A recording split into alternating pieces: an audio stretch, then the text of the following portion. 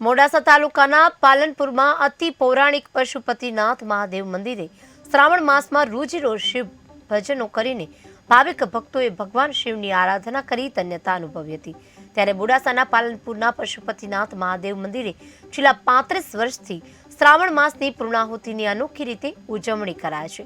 શ્રાવણ માસની પૂર્ણાહુતિની પ્રસંગે મંદિરના પટાંગણમાં સર્વેશ્વર દાસજી મહારાજની પ્રેરણાથી ભવ્ય હવન પૂજા અને બટુક ભોજનનું આયોજન કરાયું હતું। પાલનપુર ગામના ભરવાડ સમાજ, મદાપુર કંપા, મોહનપુરા કંપા, કેસરપુરા કંપા, ગાજડ કંપા અને મોડાસા શહેરના શિવ ભક્તો દ્વારા દર વર્ષે બટુક ભોજનનું આયોજન કરાય છે અને અનેક ભાવિક ભક્તો આ ભોજનનો લાહો લે છે।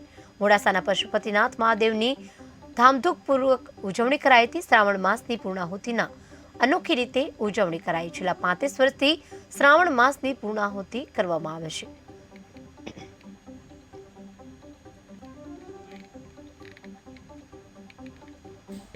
મોડાસાથી દર શ્રાવણ મહિનામાં છેલ્લા 25 થી 27 વર્ષથી હું આ પશુપતિનાથ મહાદેવના પૂજા કરવા આખો મહિનો આવું છું। મને અહીંની બહુ જ શ્રદ્ધા છે। મોડાસા તાલુકાનું આ પ્રાચીન મંદિર છે। આ મંદિરમાં પહેલે સુદર્શન દાસજી મહારાજ હતા।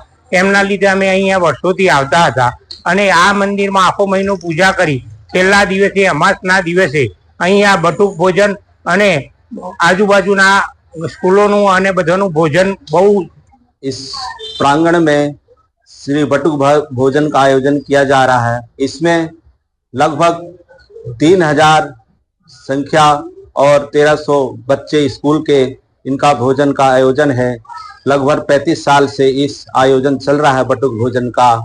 और हमारे सहयोग कंपा, मोड़ासा और अपने गांव का पूरा सहयोग और ये जो प्रोग्राम हो रहा है अपने गांव का समिति, मंदिर समिति के द्वारा इस बटु भोजन का आयोजन किया जा रहा है।